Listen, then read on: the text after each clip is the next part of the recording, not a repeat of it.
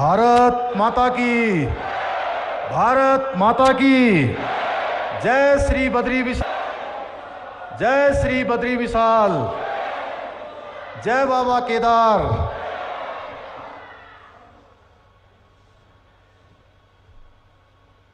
हृदय है निर्मल गंगा सा, मुख पर रवि सा तेज है।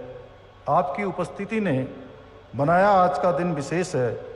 जन जन में उत्साह उमंग है, देवभूमि में आज पर्व है। हे महामुनि, हे विकास पुरुष, माँ भारती आप पर गर्व है। मंच पर उपस्थित विराजमान हमारे पथ प्रदर्शक, हमारे अभिभावक, विश्व के सर्वाधिक लोकप्रिय नेता, हमारे देश के यशस्वी प्रधानमंत्री आदरणीय नरेंद्र मोदी जी,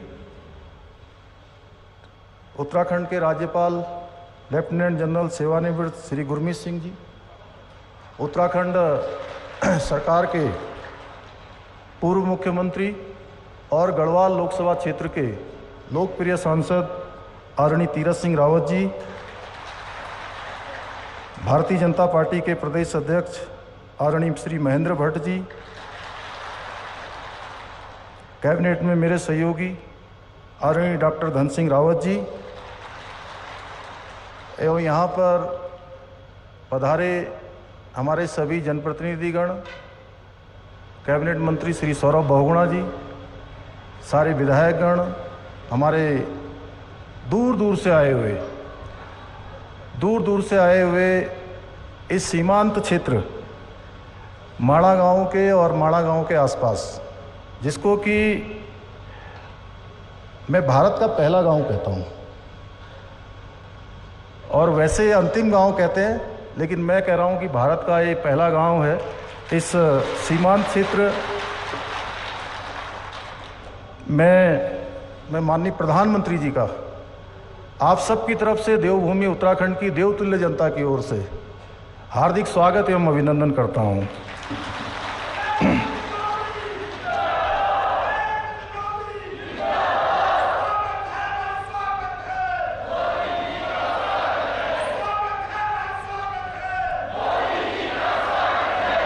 हमारे शास्त्रों में वर्णित है कि चंदनम शीतलम लोके चंदनम दपि चंद्रमा चंद्र चंदन यो मध्य शीतला साधु संगति।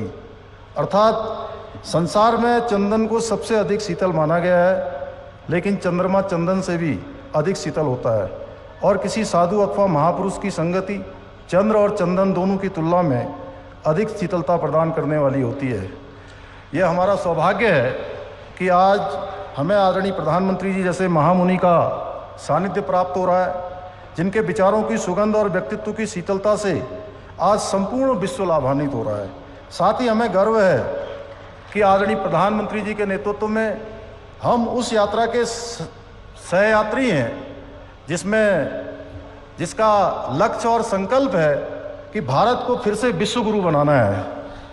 हम सभी इस सत्य के साक्षी हैं कि आदरणीय प्रधानमंत्री जी एक तपस्वी की भांति किस प्रकार से नए भारत का और श्रेष्ठ भारत का निर्माण करने की अग्नि प्रज्वलित किए हुए हैं।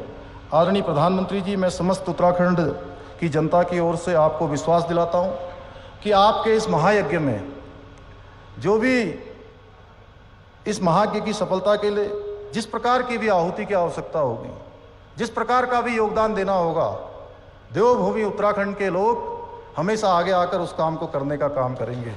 आपकी इसमें मुझे पूरा विश्वास है कि हम उत्तराखंड को उत्कृष्ट उत्तराखंड बनाने के जिस विकल्प रहित संकल्प को लेकर हम आगे बढ़ रहे हैं, वह आपके मार्गदर्शन में अवश्य ही सिद्ध होगा।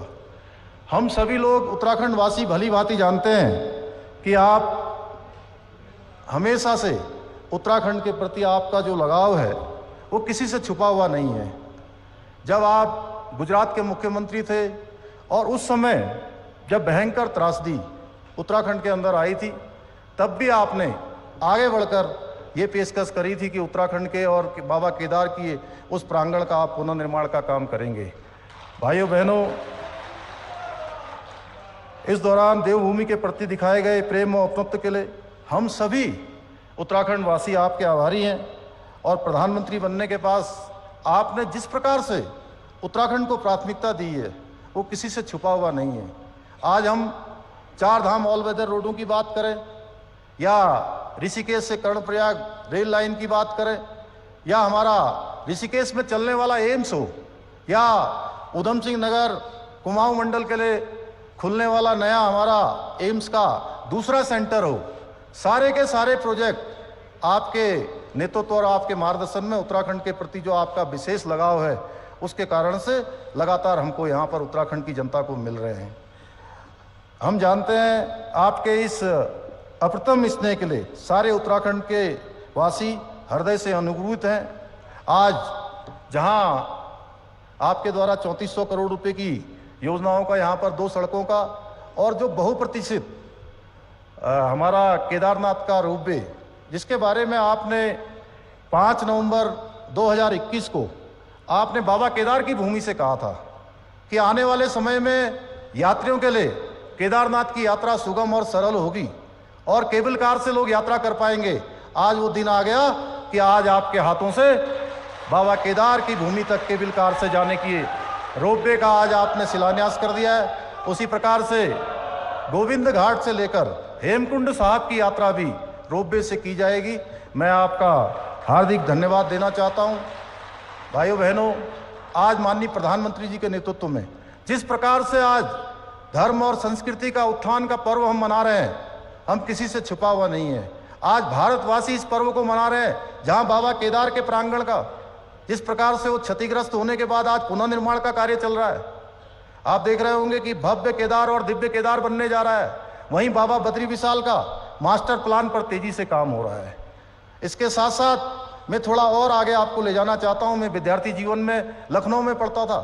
मैं 1999 में अयोध्या गया था और मैंने तब वहां देखा कि बाबा भगवान राम टेंट के अंदर हैं और वहां से जब आया तो मन में एक अजीब सा, मैं कहूं तो उदासी आई कि हम कहते थे राम लला हम आएंगे, मंदिर वहीं बनाएंगे, और लंबा समय लंबा कालखंड बीत गया, मंदिर नहीं बन पाया।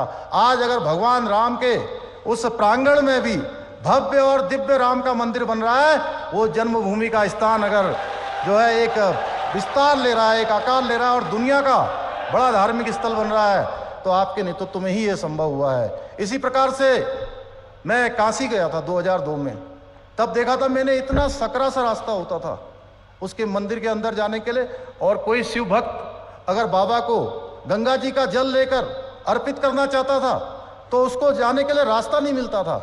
भाइयों बहनों, अभी मैं काशी गया था पिछले वर्ष दिसंबर में, तब हमने देखा कि अब लाखों लाखों लोगों के लिए और कोई भी शिव भक्त गंगा का जल लेकर भगवान विश्वनाथ जी को चढ़ा सकता है, भगवान जो है भोलेनाथ जी को अर्पित कर सकता है। आप सब लोगों ने देखा कि अभी कुछ दिनों पहले ही आपके द्वारा महाकाल लोक जो पूरे भारतवासियों को समर्पित किया गया, उसका भी एक अलौकिक जो है वहां पर निर्माण कार्य पूरा हो चुका है।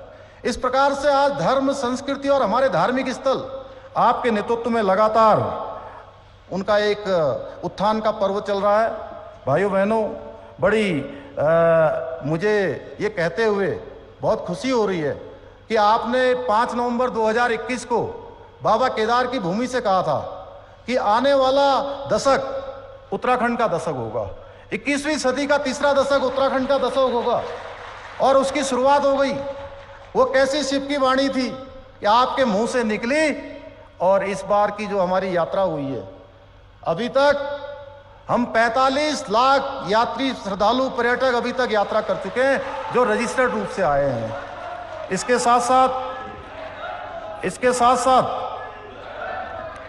साथ साथ जो हमारी कांवड़ यात्रा हुई है, उस कांवड़ यात्रा में भी इस बार सारे पूर्वानुमान टूट गए, सारे रिकॉर्ड टूट गए, और इस बार की यात्रा में 4 करोड़ शिव भक्तों ने मां गंगा का जल लेकर अपने अपने स्थानों पर गए हैं। ये हमारा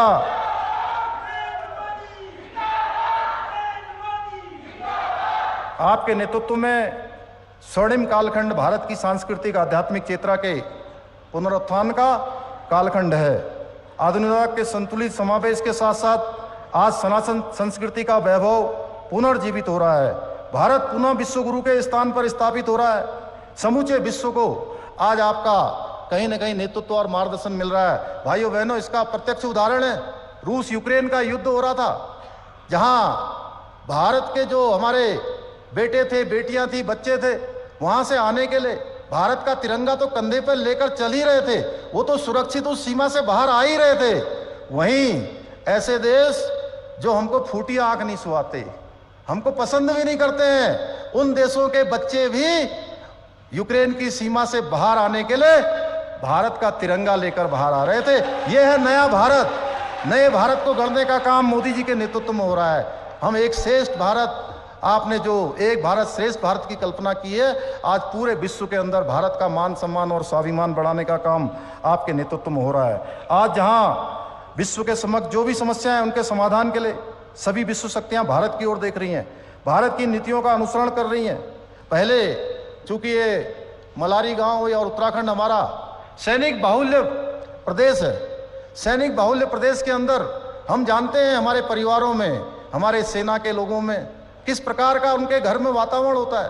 पहले के समय में जो सीमा पर काम करने वाले हमारे सैनिक होते थे, अगर कोई गोली उनको लगती थी या कोई गोली दूसरी तरफ से आती थी, तो भाइयों बहनों, गोली का जवाब देने के लिए उनको कई दिनों तक पूछना पड़ता था और ऊपर तक बात जाती थी और जवाब नहीं आता था। लेकिन आपके प्रधानमंत्री बनने के बाद अब किसी को कोई पूछना नहीं पड़ता है, अब गोली का जवाब गोली से दिया जाता है। ये नया भारत है।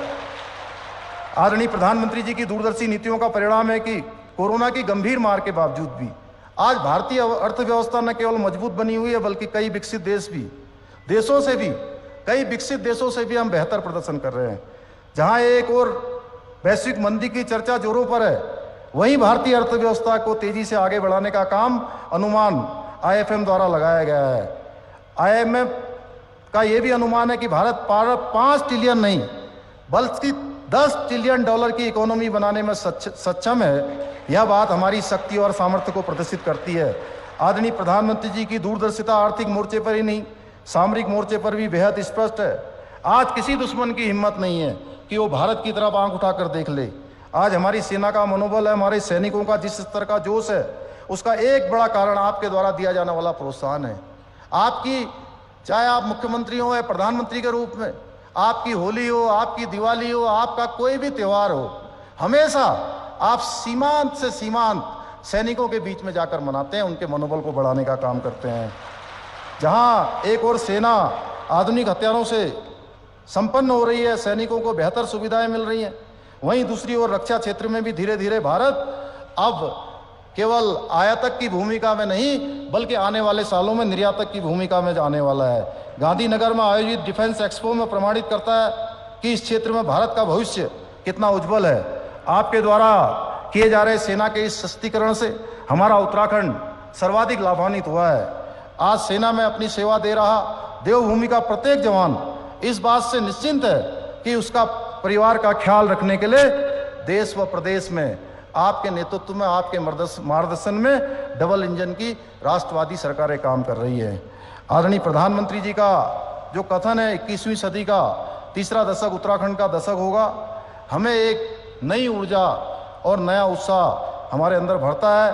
आपका यह विश्वास हर उत्तराखंड वासी का सम्मान है।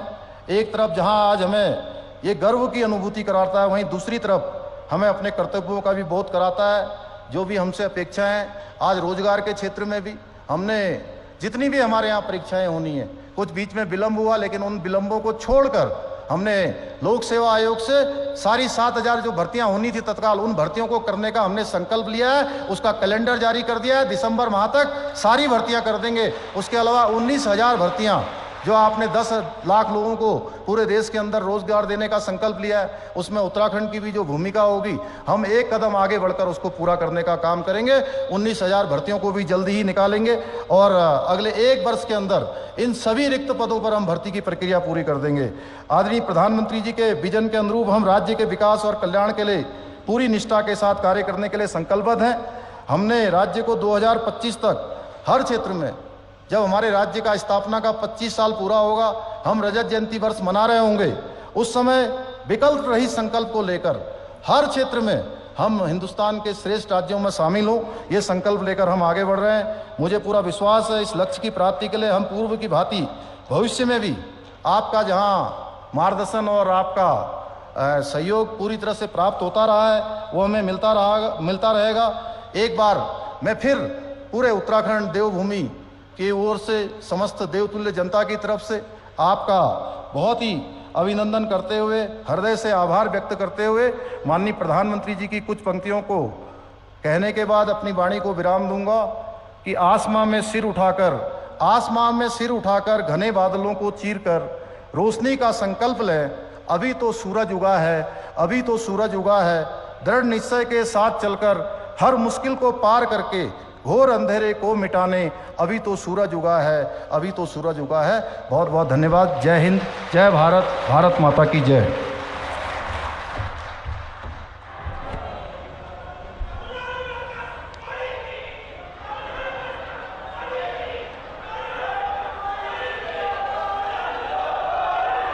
जय बद्री विशाल,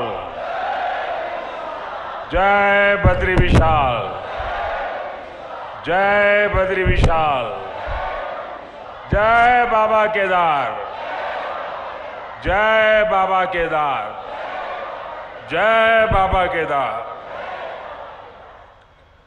उत्तराखंड के गवर्नर गुरमीत सिंह जी, यहां के लोकप्रिय मृदुभाषी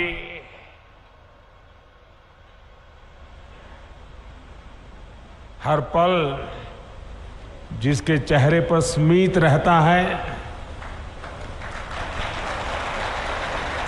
ऐसे हमारे पुष्कर सिंह धामी जी, संसद में मेरे साथी श्री तीरथ सिंह रावत जी, भाई धन सिंह रावत जी, महेंद्र भाई भट्ट जी, अन्य सभी महानुभाव और मेरे प्यारे भाई और बहनों, आज बाबा केदार और बद्री विशाल जी के दर्शन करके, उनके आशीर्वाद प्राप्त करके जीवन धन्य हो गया, मन प्रसन्न हो गया। और ये पल मेरे लिए चिरंजीव हो गए।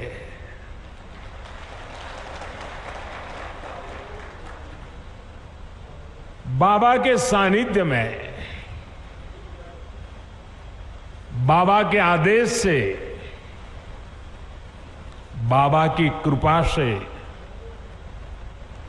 पिछली बार जब आया था तो कुछ शब्द मेरे मुंह से निकले थे। वो शब्द मेरे नहीं थे। कैसे आए, क्यों आए, किसने दिए, पता नहीं है, लेकिन यूं ही मुंह से निकल गया था कि ये दशक उत्तराखंड का दशक होगा।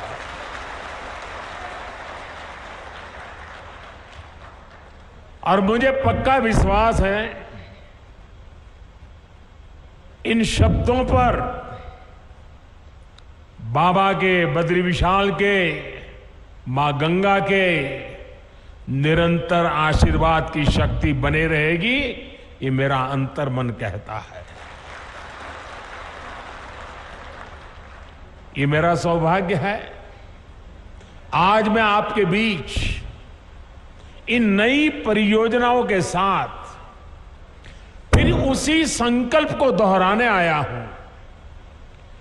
और मेरा सौभाग्य है कि आज मुझे आप सभी के दर्शन करने का मौका मिला है।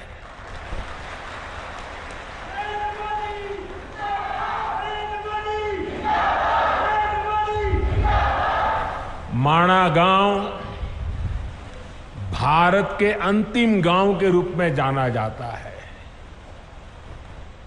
लेकिन जैसे हमारे मुख्यमंत्री जी ने इच्छा प्रकट की अब तो मेरे लिए भी सीमा पर बसा हर गांव देश का पहला गांव ही है।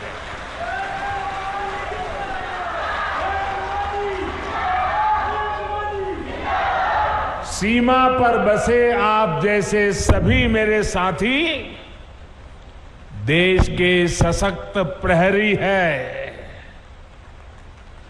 और मैं आज माणा गांव को पुरानी यादें ताजा करना चाहता हूं। शायद कुछ पुराने लोग हो, उनको याद हो। मैं कोई मुख्यमंत्री बन गया, प्रधानमंत्री बन गया, इसलिए सीमा के इस पहले प्रहरी गांव को याद कर रहा हूं, ऐसा नहीं है। आज से 25 साल पहले जब मैं उत्तराखंड में भारतीय जनता पार्टी के एक कार्यकर्ता के रूप में काम करता था, न कोई मुझे ज्यादा जानता था, न मेरा उस प्रकार का कोई पब्लिक लाइफ था।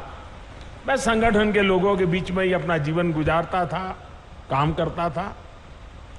और उस समय माणा में मैंने उत्तराखंड भाजपा की कार्य समिति की मीटिंग बुलाई थी। तो मेरे उत्तराखंड के सारे कार्यकर्ता मेरे से बहुत उस समय नाराज थे, प्रश्न पूछते रहे, साहब इतना दूर कितनी मेहनत से जाना पड़ेगा, कितना समय जाएगा। मैंने कहा भाई, जिस दिन उत्तराखंड बीजेपी के दिल में माणा का महत्व पक्का हो जाएगा ना, उत्तराखंड की जनता के दिल में भाजपा के लिए महत्व बन जाएगा। और उसी का परिणाम है माणा गांव की मिट्टी की ताकत है। ये माणा गांव के मेरे भाइयों बहनों का आदेश है, आशीर्वाद है कि आज लगातार आपके आशीर्वाद बने रहते हैं। और मैं तो उत्तराखंड में नई सरकार बनने के बाद सार्वजनिक कार्यक्रम में पहली बार बोल रहा हूं। तो मैं आज जब यहां आया हूं और माणा की धरती से मैं पूरे उत्तराखंड के भाई बहनों को, हम सबको दोबारा सेवा करने का मौका दिया है, इसलिए हृदय से आभार व्यक्त करता हूं। साथियों, 21वीं सदी के विकसित भारत के निर्माण के 2 प्रमुख स्तंभ है। पहला, अपनी विरासत पर गर्व, और दूसरा, विकास के लिए हर संभव प्रयास। आज उत्तराखंड इन दोनों ही स्तंभों को मजबूत कर रहा है। आज सुबह मैंने बाबा केदार की और बाद में बद्रीनाथ विशाल के चरणों में जाके प्रार्थना की, और साथ साथ, क्योंकि परमात्मा ने मुझे जो काम दिया है वो भी मुझे करना होता है, और मेरे लिए तो देश के 130 करोड़ की जनता वो भी परमात्मा का रूप है। और इसलिए मैंने विकास कार्यों की भी समीक्षा की। और अब आपके बीच आकर मुझे 2 रोपवे प्रोजेक्ट के शिलान्यास का सौभाग्य मिला है। इससे केदारनाथ जी और गुरुद्वारा हेमकुंड साहब के दर्शन करना और आसान हो जाएगा। गुरु ग्रंथ साहब की हम पर कृपा बनी रहे, सभी पूज्य गुरुओं पे हम पर कृपा बनी रहे कि ऐसा पवित्र कार्य करने का गुरुओं के आशीर्वाद से हमें अवसर मिला है। बाबा केदार के आशीर्वाद बने रहे। और आप कल्पना कर सकते हैं, ये रोपवे ने खंभे, तार, अंदर बैठने के लिए कार, इतना मात्र नहीं है। ये रोपवे तेज गति से आपको बाबा के पास ले जाएगा, इतना नहीं है। इसके होने से, इस पे काम करने वाले लोगों से आप कल्पना नहीं कर सकते हैं मेरे देश के 130 करोड़ देशवासियों के आशीर्वाद उन पर बरसने वाले हैं।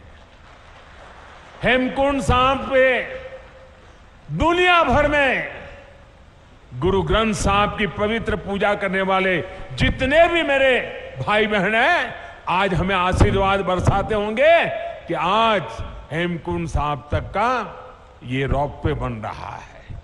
आप कल्पना नहीं कर सकते इसकी ताकत क्या है। अब देखना, आज यूके हो, जर्मनी हो, कनाडा हो, वहां पर उत्सव मनाया जाएगा, क्योंकि अब हेमकुंड साहिब तक जाने का रोपवे बन जाएगा। और समय तो बचेगा, भक्ति में मन और ज्यादा लगेगा। विकास के इन सभी प्रोजेक्ट्स के लिए उत्तराखंड को और देश विदेश के हर आस्थावान श्रद्धालु को मैं आज बहुत बहुत बधाई देता हूं। और गुरुओं की कृपा बनी रहे, बाबा केदार की कृपा बनी रहे, बद्री विशाल की कृपा बनी रहे, यही और हमारे सभी श्रमिक साथियों को भी शक्ति मिले ताकि वे भी पूरी ताकत से समय सीमा में इस काम को पूरा करें। और हम प्रार्थना करें, हर बार प्रार्थना करें, क्योंकि ये बहुत कठिन इलाका है, यहां काम करना कठिन होता है, हवाएं तेज चलती है और इतनी ऊंचाई पे जाके काम करना होता है। परमात्मा से प्रार्थना करें कि इस पूरे काम के दरमियान कोई एक्सीडेंट न हो जाए, किसी हमारे साथी का नुकसान न हो जाए, ये हम प्रार्थना करते रहे। और जिस भी गांव के पास वो काम करते हैं, वो भगवान का काम कर रहे हैं, आप उनको संभालना, उनको मजदूर मत समझना, उनको मजदूर मत समझना, ये मत समझना कि उनको पैसे मिल रहे हैं, काम कर रहे हैं। जी नहीं, वो परमात्मा की सेवा कर रहे हैं, वो आपके गांव के मेहमान हैं, कठिन काम करने वाले हैं। उनको जितना संभालोगे काम उतना तेजी से होगा। करोगे ना, इनको संभालोगे ना, अपने संतानों की तरह संभालोगे, अपने भाई बहन की तरह संभालोगे। साथियों, आज मैं बाबा केदार के धाम में गया था, तो वहां जो श्रमिक भाई बहन काम करते थे उनसे भी मुझे बातचीत करने का मौका मिला। जो इंजीनियर लोग हैं उनके भी साथ बात करने का मौका मिला। मुझे इतना अच्छा लगा। और वो कह रहे थे कि हम कोई रोड का या इमारत का काम नहीं कर रहे हैं, हम तो बाबा के पूजा कर रहे हैं, बाबा की पूजा कर रहे हैं, और ये हमारा पूजा करने का तरीका है। साथियों, देश की आजादी के 75 साल पूरे होने पर मैंने लाल किले से एक आह्वान किया है। ये आह्वान है गुलामी की मानसिकता से पूरी तरह मुक्ति का। आजादी के इतने वर्षों के बाद आखिरकार मुझे ये क्यों कहना पड़ा, क्या जरूरत पड़ी ये कहने की?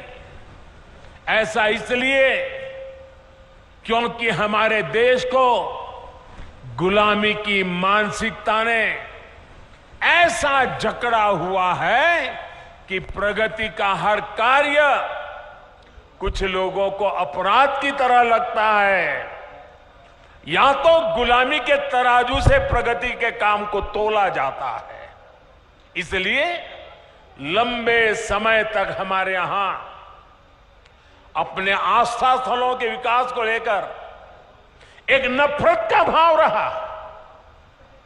विदेशों में वहां की संस्कृति से जुड़े स्थानों की ये लोग तारीफ करते करते नहीं थकते, लेकिन भारत में इस प्रकार के काम को हेय दृष्टि से देखा जाता था। इसकी वजह एक ही थी, अपनी संस्कृति को लेकर हीन भावना, अपने आस्था स्थलों पर अविश्वास, अपनी विरासत से विद्वेष। और ये हमारे समाज में आज बड़ा हो ऐसा नहीं है। आजादी के बाद सोमनाथ मंदिर के निर्माण के समय क्या हुआ था वो हम सब जानते हैं। इसके बाद राम मंदिर के निर्माण के समय इतिहास से भी हम भली भांति परिचित है। गुलामी की ऐसी मानसिकता ने हमारे पूजनीय पवित्र आस्था स्थलों को जर्जर स्थिति में ला दिया था। सैकड़ों वर्षों से मौसम की मार सहते आ रहे पत्थर, मंदिर स्थल, पूजा स्थल के जाने के मार्ग, वहां पर पानी की व्यवस्था हो तो उसकी तबाही, सब कुछ तबाह होकर के रख दिया गया था। आप याद करिए साथियों, दशकों तक हमारे आध्यात्मिक केंद्रों की स्थिति ऐसी रही, वहां की यात्रा जीवन की सबसे कठिन यात्रा बन जाती थी। जिसके प्रति कोटि कोटि लोगों की श्रद्धा हो, हजारों साल से श्रद्धा हो, जीवन का एक सपना हो कि उस धाम में जाकर के मत्था टेक के आएंगे, लेकिन सरकारें ऐसी रही कि अपने ही नागरिकों को वहां तक जाने की सुविधा करने का उनको जरूरी नहीं लगा। पता नहीं कौन सी गुलामी की मानसिकता ने उनको जकड़ के रखा था। यह अन्याय था कि नहीं था भाइयों? यह अन्याय था कि नहीं था? यह जवाब आपका नहीं है, यह जवाब 130 करोड़ देशवासियों का है। और आपके इन सवालों का जवाब देने के लिए ईश्वर ने मुझे यह काम दिया है।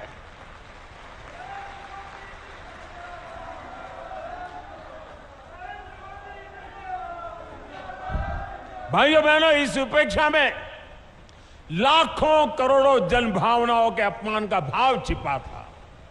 इसके पीछे पिछली सरकारों का निहित स्वार्थ था। लेकिन भाइयों और बहनों, ये लोग हजारों वर्ष पुरानी हमारी संस्कृति की शक्ति को समझ नहीं पाए। वो ये भूल गए कि आस्था के केंद्र सिर्फ एक ढांचा नहीं, बल्कि हमारे लिए ये प्राण शक्ति है, प्राण वायु की तरह है। वो हमारे लिए ऐसे शक्तिपुंज है जो कठिन से कठिन परिस्थितियों में भी हमें जीवंत बनाए रखते हैं। उनकी घोर उपेक्षा के बावजूद ना तो हमारे आध्यात्मिक केंद्रों का महत्व कम हुआ, ना ही उन्हें लेकर हमारे समर्पण भाव में कोई कमी आई। और आज देखिए, काशी, उज्जैन, अयोध्या, अनगिनत ऐसे श्रद्धा के केंद्र अपने गौरव को पुनः प्राप्त कर रहे हैं। केदारनाथ, बद्रीनाथ, हेमकुंड साहब, वे भी श्रद्धा को संभालते हुए आधुनिकता से उसकी सुविधाओं से जोड़ा जा रहा है। अयोध्या में इतना भव्य राम मंदिर बन रहा है। गुजरात के पावागढ़ में मां कालिका के मंदिर से लेकर देवी विंध्याचल के कॉरिडोर तक भारत अपने सांस्कृतिक उत्थान का आह्वान कर रहा है। आस्था के इन केंद्रों तक पहुंचना अब हर श्रद्धालु के लिए सुगम और सरल हो रहा है। और जो व्यवस्थाएं विकसित हो रही है, वो हमारे बड़े बुजुर्गों के लिए तो सुविधा है, लेकिन मुझे विश्वास है मेरे देश की नई पीढ़ी 12, 15, 18, 20, 22 साल के नौजवान बेटे बेटियां, उनके लिए भी ये श्रद्धा का आकर्षण का केंद्र बनेंगे। वो हमारी नीति होनी चाहिए। अब हमारे दिव्यांग साथी भी इन स्थानों पर जाकर दर्शन कर रहे हैं। मुझे याद है, मैंने जब गिरनार में रोपवे बनाया, 80-80 साल के माता पिता ऐसे बुजुर्ग लोग वहां आने के बाद मुझे चिट्ठी लिखते थे कि कभी सोचा नहीं था कि गिरनार पर्वत पे जाकर के तीर्थ क्षेत्रों की हम पूजा दर्शन कर पाएंगे। आज वो इतने आशीर्वाद दे रहे हैं। एक रोपवे बनाया। साथियों, इस ताकत को कई लोग पहचान ही नहीं पाते। आज पूरा देश अपने आध्यात्मिक केंद्रों को लेकर गर्व के भाव से भर गया है। उत्तराखंड की ये देवभूमि स्वयं इस परिवर्तन की साक्षी बन रही है। डबल इंजन की सरकार बनने से पहले केदारनाथ में एक सीजन में ज्यादा से ज्यादा 5 लाख श्रद्धालु आया करते थे। अब इस सीजन में ये संख्या मुझे बता रहे हैं 45 लाख। अब देखिए साथियों, आस्था और आध्यात्म के स्थलों के इस पुनर्निर्माण का एक और पक्ष है जिसकी उतनी चर्चा नहीं हो पाती है। ये पक्ष है पहाड़ के लोगों की ईज ऑफ लिविंग का, पहाड़ के युवाओं को रोजगार का। जब पहाड़ पर रेल, रोड और रोप पे पहुंचते हैं तो अपने साथ रोजगार लेकर के आते हैं। जब पहाड़ पर रेल और रोड और रोप पे पहुंचते हैं तो ये पहाड़ का जीवन भी जानदार, शानदार और अधिक आसान बना देते हैं। ये सुविधाएं पहाड़ पर टूरिज्म भी बढ़ाती हैं, ट्रांसपोर्टेशन भी आसान करती है। अब तो हमारी सरकार ड्रोन को भी पहाड़ों पर सामान के ट्रांसपोर्ट का प्रमुख साधन बनाने पर काम कर रही है, क्योंकि आजकल ड्रोन आते हैं 20 किलो, 25 किलो, 50 किलो तक सामान उठा करके तेज गति से दूसरी जगह पे उतार देते हैं। हम उसको लाना चाहते हैं, क्योंकि आपके यहां जो फल सब्जी पैदा होती है वो ताजा ताजा बड़े शहरों में पहुंचे, ताकि आपको ज्यादा कमाई हो।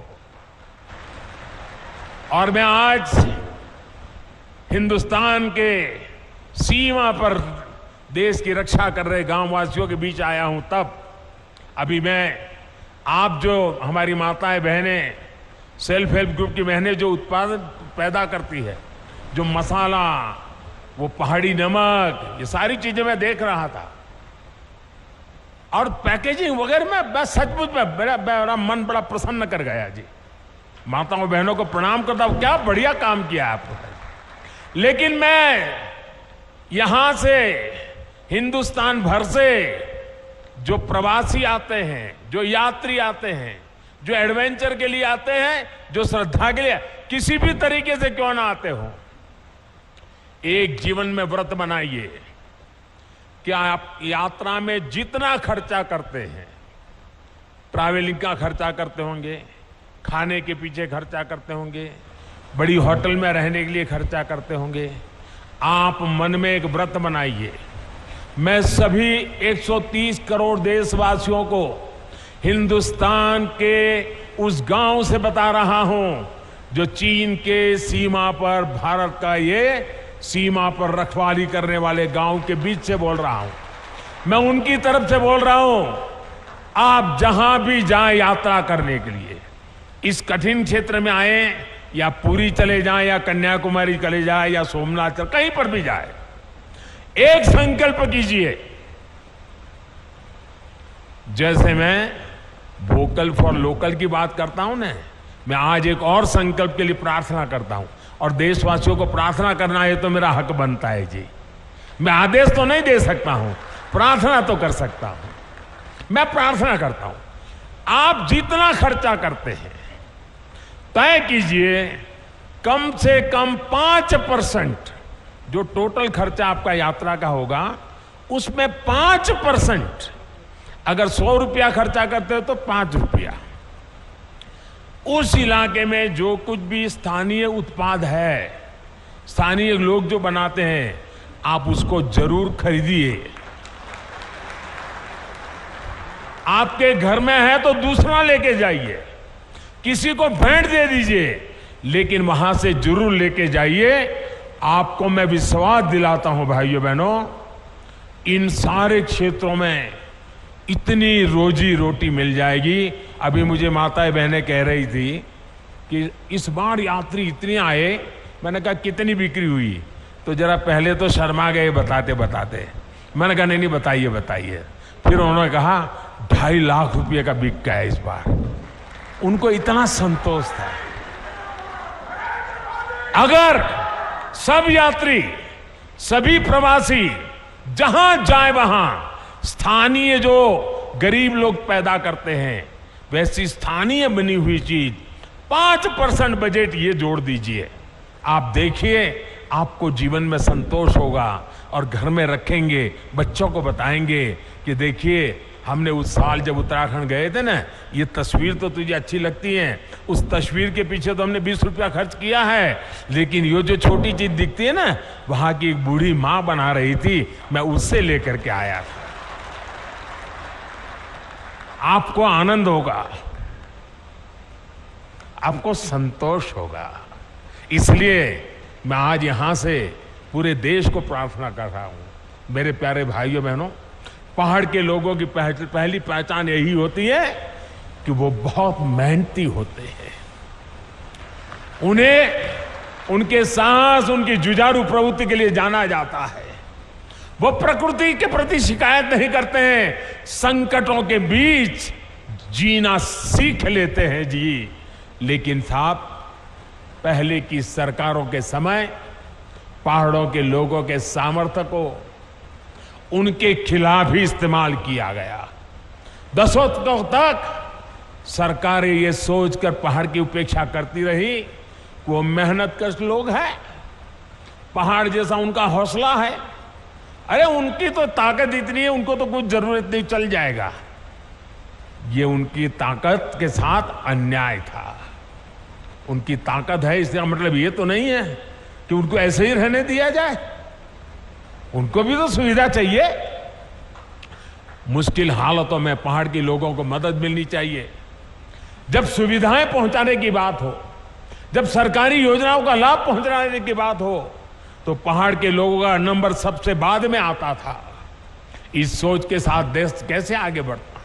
पहाड़ के लोगों के साथ हो रहे इस अन्याय को मुझे समाप्त करना ही था।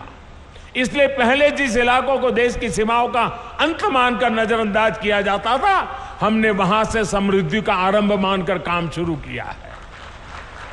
पहले देश का आखिरी गांव जानकर जिसकी उपेक्षा की जाती थी, हमने वहां के लोगों को अपेक्षाओं पर फोकस पर करके काम करना शुरू किया है। पहले देश के विकास में जिनका योगदान को महत्व नहीं दिया गया, हमने उन्हीं को साथ लेकर प्रगति के महान लक्ष्यों की ओर बढ़ने का संकल्प किया है। हमने पहाड़ की उन चुनौतियों का हल निकालने की कोशिश की है जिससे जूझने में वहां के लोगों की बड़ी ऊर्जा व्यर्थ हो जाए, वो हमें मंजूर नहीं है।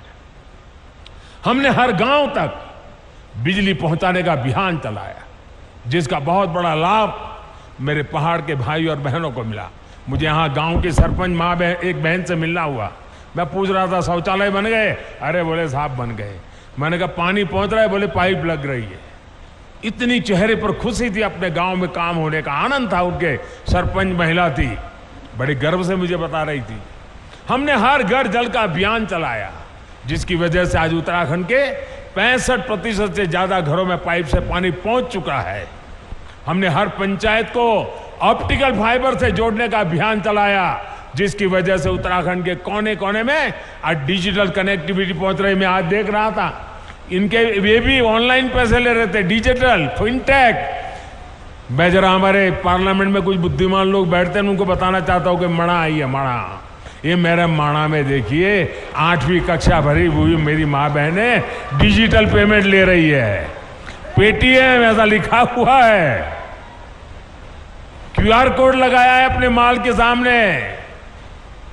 ये ताकत मेरे देश की मुझे माणा गांव के लोगों के पास देख करके और गर्व हो रहा है।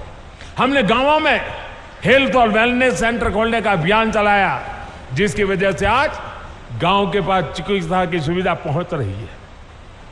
इन अभियानों का बहुत बड़ा लाभ हमारी माताओं, बहनों, बेटियों को हुआ है। एक संवेदनशील सरकार, गरीबों का दुख दर्द समझने वाली सरकार कैसे काम करती है, यह आज देश के हर कोने में लोग अनुभव कर रहे हैं। कोरोना के इस काल में जब वैक्सीन लगवाने की बारी आई, अगर पहले की सरकारें होती तो शायद अभी तक वैक्सीन यहां तक ना आता, लेकिन ये मोदी है।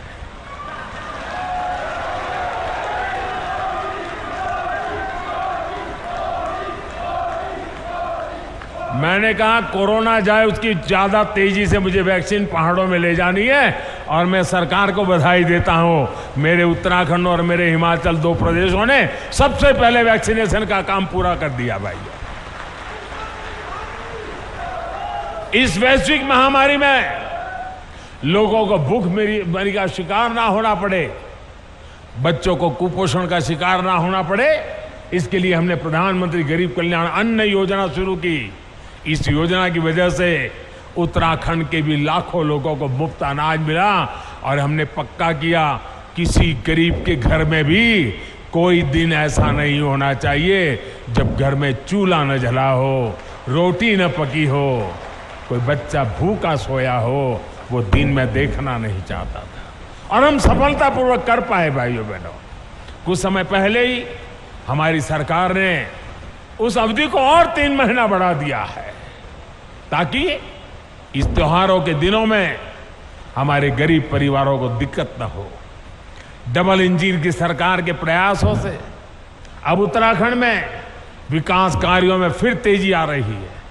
जो लोग घर से पलायन करके चले गए थे अब अपने पुराने घरों में लौटने लगे हैं। होम स्टे, गेस्ट हाउस, ढाबों, छोटी छोटी दुकानों में अब रौनक बढ़ने लगी है। इन सुविधाओं से उत्तराखंड में पर्यटन का हो रहा है विस्तार यहां के विकास को भी गति देने वाला है। मुझे खुशी है कि डबल इंजन की सरकार यहां के युवाओं को होम स्टे की सुविधा बढ़ाने के लिए, युवाओं के स्किल डेवलपमेंट के लिए निरंतर आर्थिक मदद दे रही है। सीमावर्ती क्षेत्रों से युवाओं को एनसीसी से जोड़ने का अभियान भी यहां के युवाओं के उज्जवल भविष्य के लिए तैयार हो रहा है। पूरे देश में सीमावर्ती क्षेत्र में जो अच्छी स्कूल होगी अब एनसीसी हम वहां चलाएंगे। अहमदाबाद, मुंबई, चेन्नई, वहां एनसीसी 75 साल चली, अब एनसीसी चलेगी इन गांवों में। मेरे गांव के बच्चों को मिलेगा लाभ।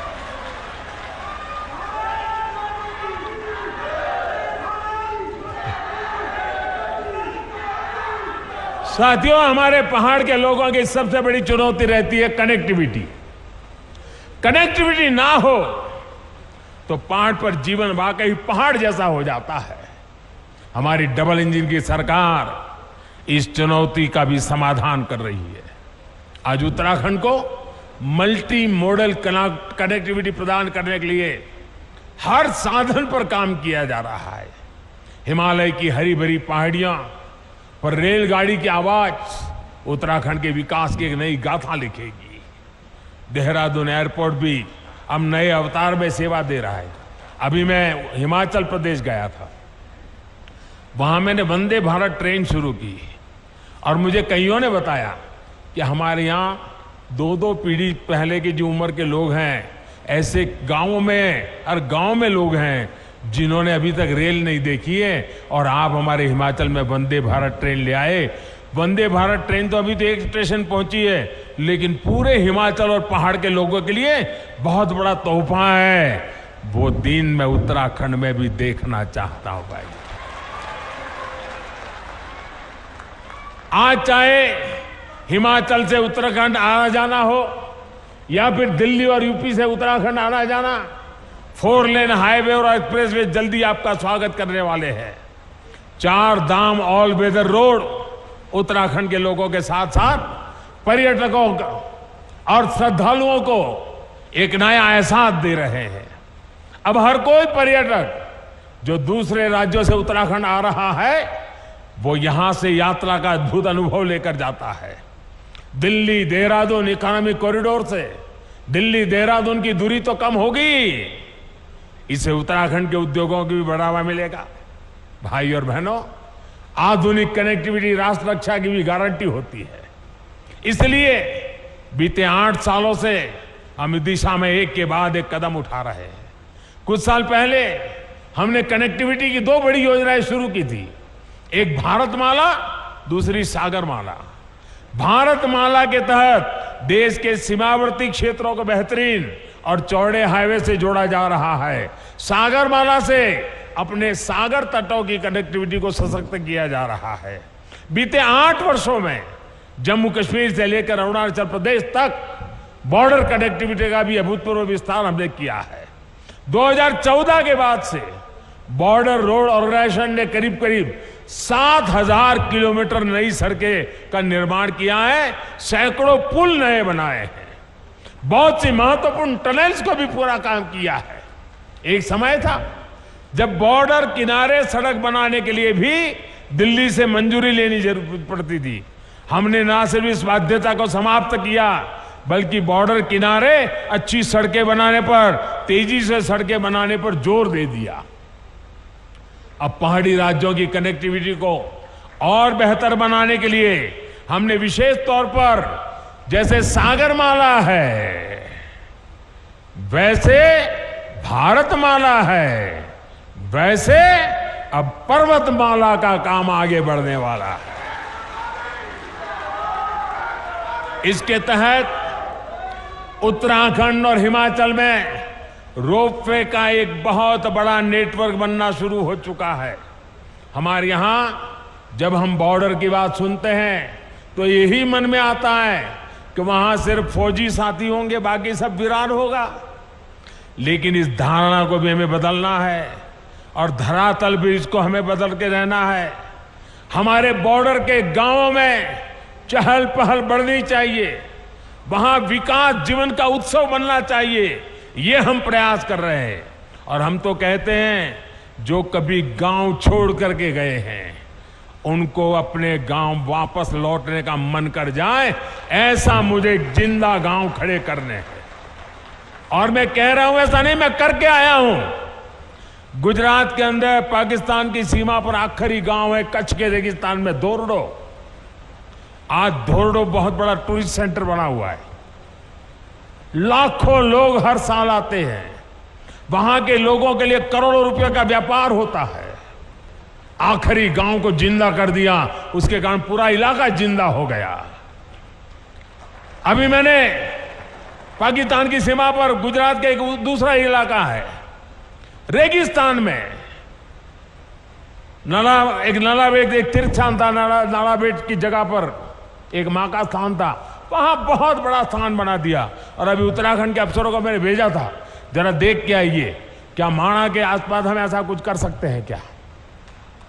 मैं सोच रहा हूं मैं बॉर्डर के गांवों में कुछ न कुछ होना चाहिए, दिमाग में खपाए बैठा हूं।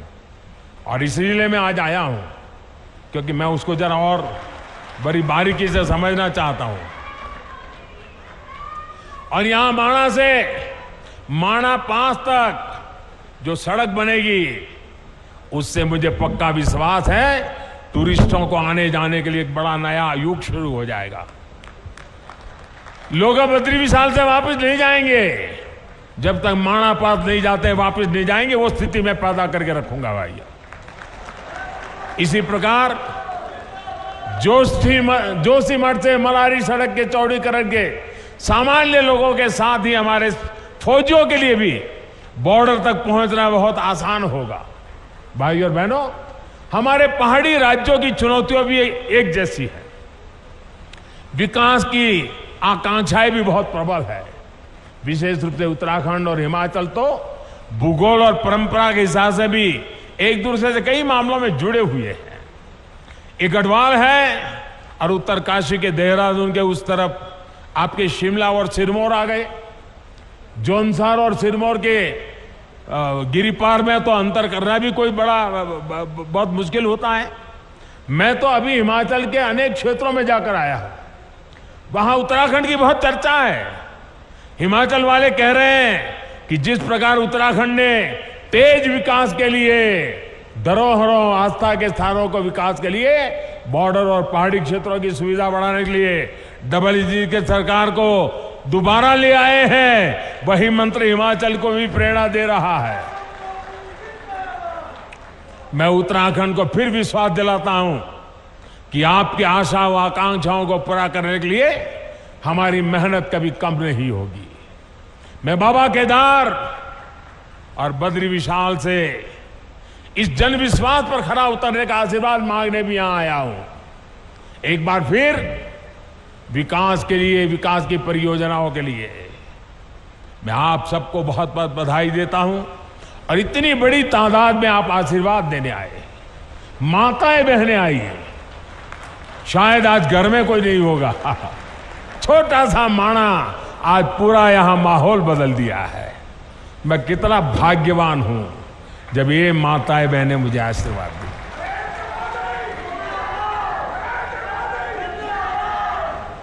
आज सचमुच मेरा जीवन धन्य हो गया है।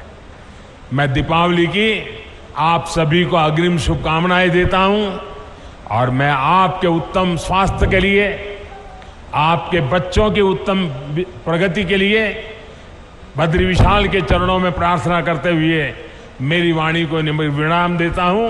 मेरे साथ पूरी ताकत से बोलिए, भारत माता की,